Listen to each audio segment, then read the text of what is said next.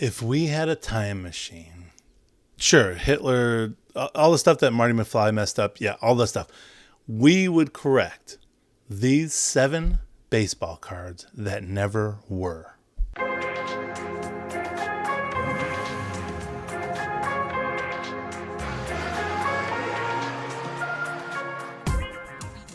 Happy hobby. I'm David Gonis, and if you're a sports card collector and you're working on a limited budget, that's what we talk about on this series. That's what we do here. Today, we're going to talk about 7 great baseball cards that never were. They never existed. They're gone. What happened? Why? We're going to find out. Wouldn't it be nice to go back in time, though, and correct these baseball wrongs? I think so. So we're going to talk about that. We're also going to do some cards that make us happy. Talk about one of the great baseball cards that make us happy. That's one of my favorite series. It's a pretty popular series. People love that. So let's get into this 7 great baseball cards that never were. Now, this is a series that we've done through all the sports. We've done, I think it's, 7 or 8 football cards that never were. And there's 9 great basketball cards that never were. This is a series we do. This time, baseball. We finally get into America's favorite national pastime. 7 great baseball cards that never were. Now, Topps churned out 246 total rookie cards in their 3 flagship sets in 2024. 246 total rookie cards, making it pretty unlikely that they'll miss printing a card for a player in the 21st century. It's pretty unlikely. It's pretty much going to happen. So we're going to go back in time when Topps was a little more judicious and which players got cards, and they let some great cards fall through the cracks for whatever reason. We'll discuss that. So here are 7 great cards we would like printed, with the original sets, of course. Number 1, 1952 Topps Stan Musial. Now we say 1952 Topps, but it's actually 1952 through 1957 Topps Stan Musial. Now, while Stan the Man did have Bowman cards from 1948 to 1953, as well as a 1948-49 Leaf card, he never signed a contract with Topps once his deal with Bowman ran out. Musial was an all-star each season in that 4-year period between 1953 and 1957, that era in there, 1954, 55, 56, 57, and he ranked as one of the most popular players in the majors. But Topps couldn't get a contract on him. So Topps executive Cy Berger, he remarked in a USA Today interview in 2001 that Musial just didn't want to sign a contract for cards. He wasn't into it. You'd think he'd want a little extra scratch, a little nothing. Wasn't into it. They say Stan the Man. It's more like, Stan, come on, man. Okay, I threw that in there.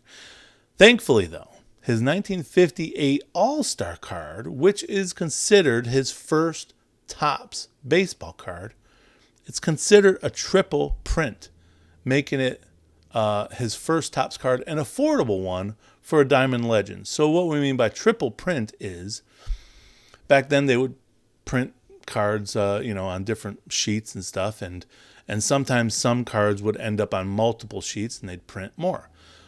Well, in this case, because they knew it would be a popular card, much like the Mickey Mantle is also supposedly triple printed. It's I believe those are the high number series. They triple printed those guys. So there's lots of them, which makes sense that why they're cheap, because there's a lot more available. But you know what? As guys that are budget-minded collectors, I'm all for it, man. 1958 card that you can get super cheap. Under $100, you can get a nicely graded Stan Musial All-Star card, which, by the way, the 1958 All-Star cards are, to me, one of the coolest looking cards. The National League has the blue background. The American League has the red background. It's pretty nice. I think it's pretty cool. All right. Number 2 baseball card that never were. I guess it would be never was. 1952 Topps Leroy Paige. Now, you might know Leroy as Satchel Paige. Paige started pitching professionally in 1926 with the Chattanooga Black Lookouts of the Negro Leagues. He'd pitch a few more decades after that, including time with the Cleveland Indians, which is when his true rookie card was printed in the 1948 Leaf set, with another rookie card following in the 1949 Bowman set. But Cleveland let him go after the 1949 season, and he went back to pitching for barnstorming teams. He was a character, man. He was somebody to watch. So when former Indians owner Bill Veeck bought the St. Louis Browns in 1951, he brought the charismatic pitcher back to the majors for the next 3 years. Again, he was a showman. Bill Veeck, he was a promoter, Bill Veeck. So that was a perfect marriage, those two. So all collectors got from that time span is the misspelled 1953 Satchel with 2 L's Paige card, which is still a glorious one, no doubt. I'm not saying that's not a great looking card. It's pretty awesome. But if Paige had a card from the 1952 Topps set, you would have to assume it would rank right up there with Mickey Mantle, Willie Mays, and Jackie Robinson as just the most awesome cards ever. All right, moving on to number 3. Okay, so this one's a little, look, save your mockery. But from 1998 to 2000, and then again in 2004, and then again in 2019, Topps did not print Garth Brooks spring training short print cards. Okay, so people aren't exactly banging down the door to get Topps cards of the country singer's spring training appearances with the Padres in 98-99, or the Mets in 2000, or Kansas City Royals in 2004, or the Pirates in 2019. But still, I mean, in this current era of inserts being created for every 15-minute celebrity throwing out the first pitch at a ballpark, the Garth Brooks card seems like they'd be kind of a natural fit, right? I mean, Will Ferrell, he got some cards, and how about one for Chris Gaines' alter ego? What about it?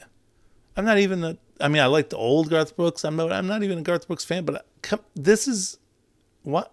Surprising. Anyways, number 4. Okay, let's get back to legit baseball cards. Number 4, 1954 and 1955 Topps Mickey Mantle cards.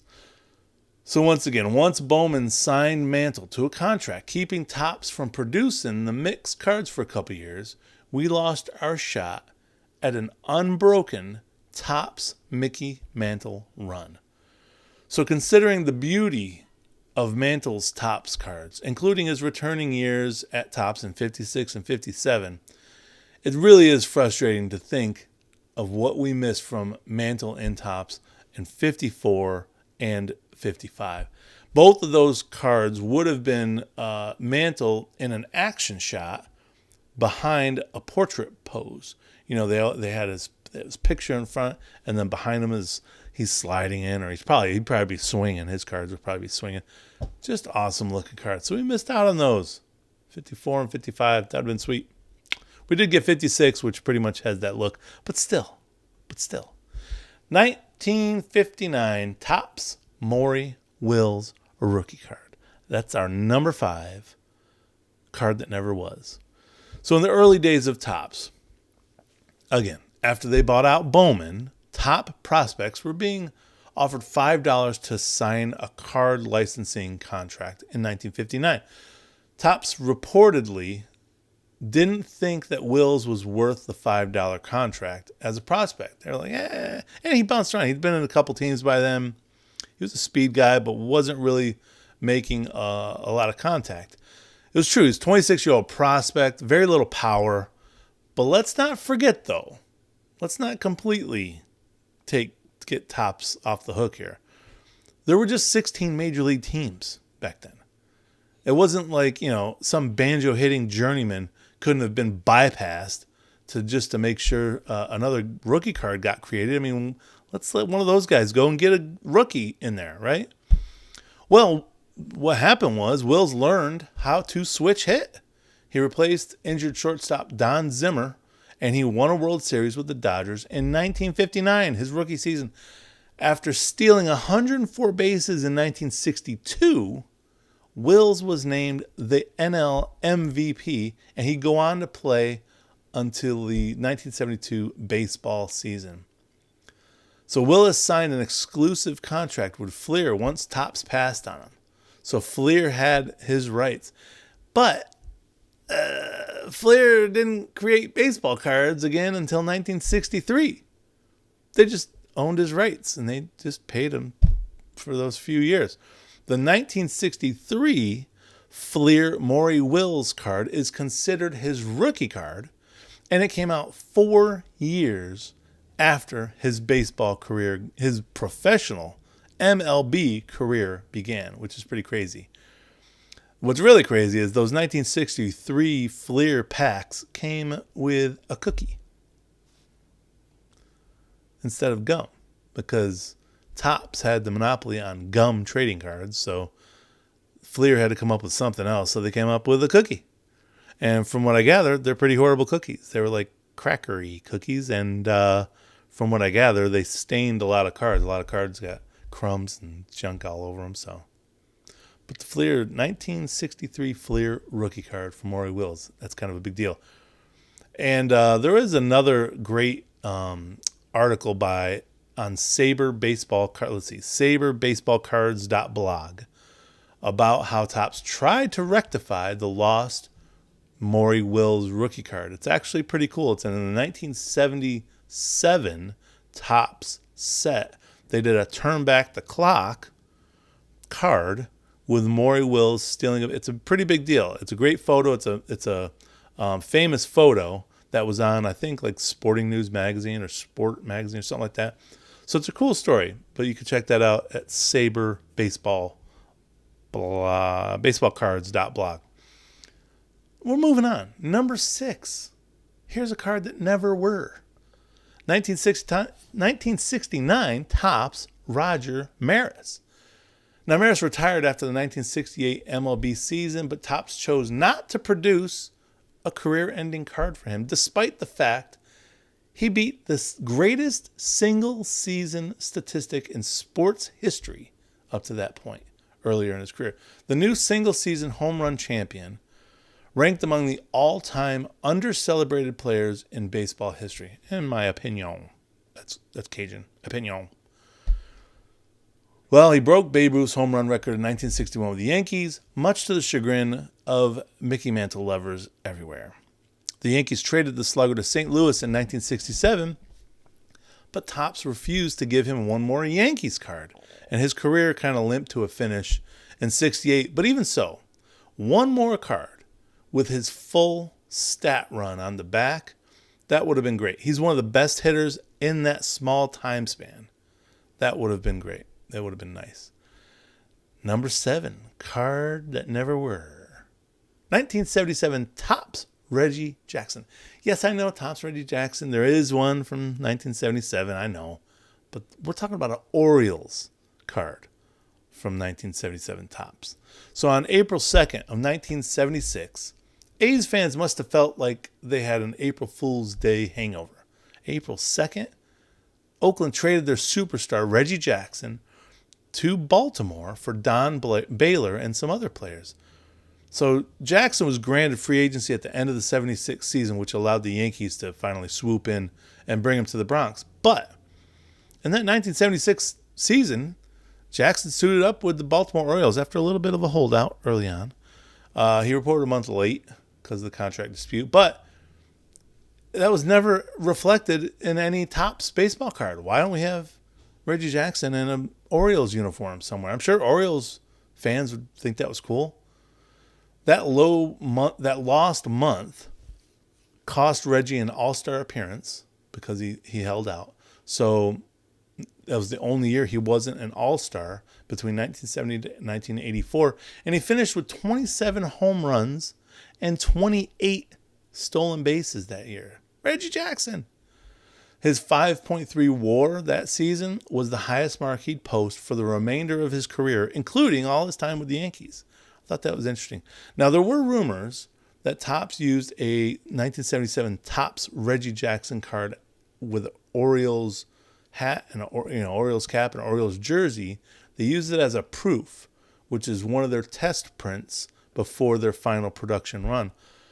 But they weren't seen until 2004 when Topps opened up the vault. proving that there was a proof card made with Jackson in an Orioles uniform. But it still had the Yankees banner at the top for 1977. All right, so that's my top 7. Oh, hey, I've got a bonus one for you. 1994, Topps, Shortstops Prospects. Now, you know this card already. It's got Derek Jeter on there. But this could have had Derek Jeter and Alex Rodriguez. That would have been something. While Derek Jeter already had a 1992 draft pick card serving as his rookie card in the 1993 Topps set, Alex Rodriguez didn't get his first Topps card until 1998 because of a contract dispute. That's what most of these are on. That's why. Instead, Upper Deck would carry the A-Rod torch in his early years, which robbed us of some awesome 4 shortstop prospect card with A-Rod and Jeter. Can you imagine that? Those would have been fun to collect. That would have been pretty cool. And then try and get the Topps Gold version of that. That would have been awesome. So remembering back the cards we missed from yesteryear, that's one thing. But looking ahead can help us appreciate the cards we're about to get that will someday become vintage treasures. So I hope you enjoyed that. I thought that was fun. Now listen, did you know that the NOCT, the No City card shipping supplies, have you heard about those?